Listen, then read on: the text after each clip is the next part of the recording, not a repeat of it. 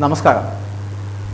ബി.ജെ.പിക്ക് 2 സീറ്റുകൾ പ്രതീക്ഷയുണ്ടായിരുന്നു. ബി.ജെ.പിയുടെ കേരളത്തിലെ 2ാം സീറ്റ് മോഹത്തെ തകർത്തത് നഗര വോട്ടുകളാണ്. 2014 ബി.ജെ.പിക്കായിട്ട് ഒ രാജഗോപാൽ മുന്നിലെത്തിയ നിയമസഭാ മണ്ഡലങ്ങളിൽ ഒന്നിൽ പിന്നിൽ പോയതാണ് രാജീവ് ചന്ദ്രശേഖറിന് സത്യത്തിൽ തിരിച്ചടിയായത്. RSSന് നല്ല സ്വാധീനമുള്ള നിയമസഭാ മണ്ഡലമാണ് തിരുവനന്തപുരം എന്ന് പറയപ്പെടുന്നത്.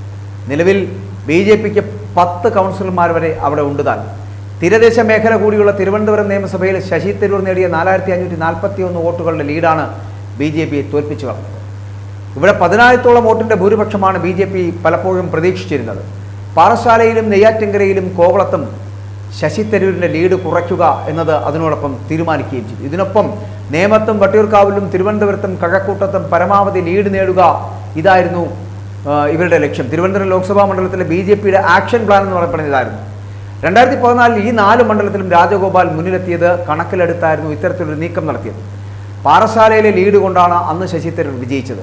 ഇത് മനസ്സിലാക്കി നഗരമേഖലയിൽ വോട്ട് പരമാവധി കൂട്ടുവാനുള്ള ഒരു തന്ത്രമാണ് ബി.ജെ.പി ആവിഷ്കരിച്ചത്.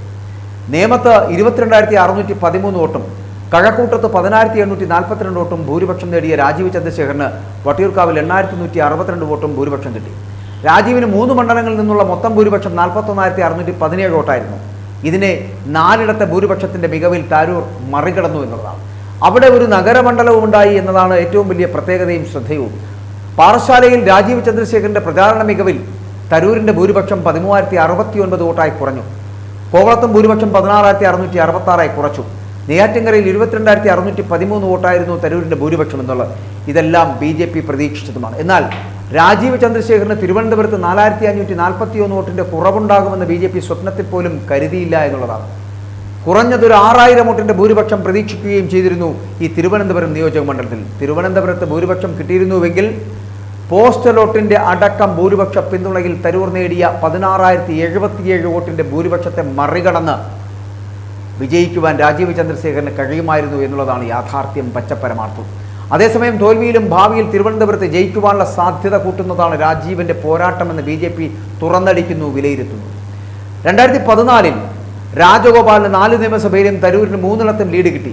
ഇതേ സാഹചര്യം സൃഷ്ടിക്കുവാൻ എന്തുകൊണ്ട് ഇത്തവണത്തെ ഇളക്കി മറിച്ച പ്രചാരണത്തിലൂടെ കഴിഞ്ഞില്ല എന്നതാണ് ബി.ജെ.പിക്ക് മുന്നിലെ ചോദ്യം.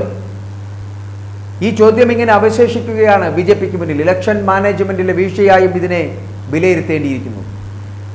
നെയ്യാറ്റിൻകരയിലെയും തിരുവനന്തപുരത്തെയും നായർ വോട്ടുകളെ അനുകൂലമാക്കിയതാണ് തരൂരിന് ജയമൊരുക്കിയതെന്ന ചർച്ച കൂടി ബി.ജെ.പിയിൽ സജീവമാണിപ്പോൾ.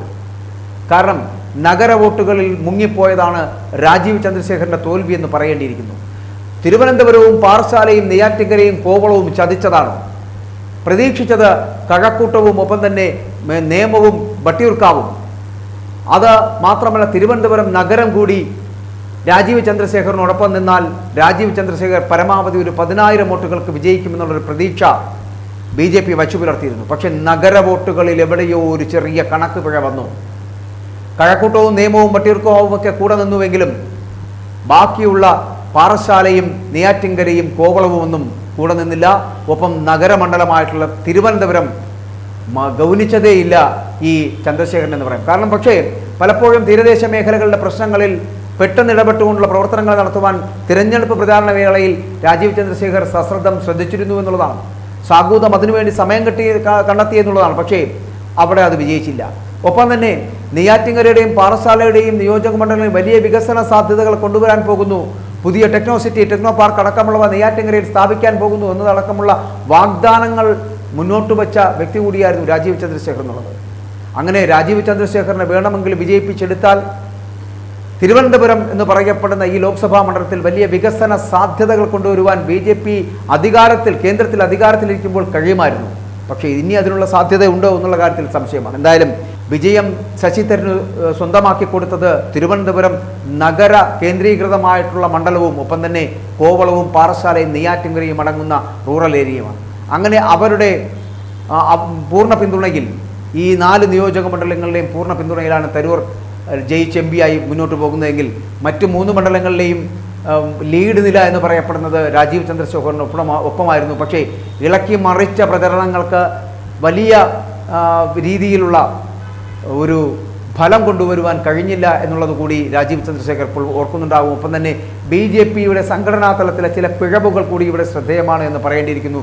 നെയ്യാറ്റിൻകരയിലെയും തിരുവനന്തപുരത്തെയും നായർ വോട്ടുകളിൽ വന്ന വീഴ്ചകൾ അടക്കം കോവളത്തും പാറശാലയിലും ഗ്രാമീണ മേഖലകളിൽ ജനങ്ങളുടെ വോട്ടുകൾ ശേഖരിക്കുന്നതിലടക്കം ചില പിഴവുകൾ BJPയുടെ ഭാഗത്തു നിന്ന് ഉണ്ടായിട്ടുണ്ട്. അതുതന്നെയാണ് പരാജയ കാരണം. പക്ഷേ പരാജയപ്പെട്ട് രാജീവ് ചന്ദ്രശേഖർ മടങ്ങുന്നില്ല. ഇവിടെ തിരുവനന്തപുരത്തിൻ്റെ കാവൽക്കാരനായി രാജീവ് ചന്ദ്രശേഖർ ഉണ്ടാകുമെന്ന് തന്നെയാണ് അദ്ദേഹം പറയുന്നത്. മാത്രമല്ല കേന്ദ്രമന്ത്രിസഭാ വികസനത്തിൽ ഒരു സഹമന്ത്രി സ്ഥാനം കൂടി ചിലപ്പോൾ രാജീവ് ചന്ദ്രശേഖറിന് ലഭിച്ചേക്കാം. അങ്ങനെ വന്നാലും അത് തിരുവനന്തപുരത്തിൻ്റെ നേട്ടമായി മാറുമെന്നുള്ള കാര്യത്തിലും സംശയമില്ല.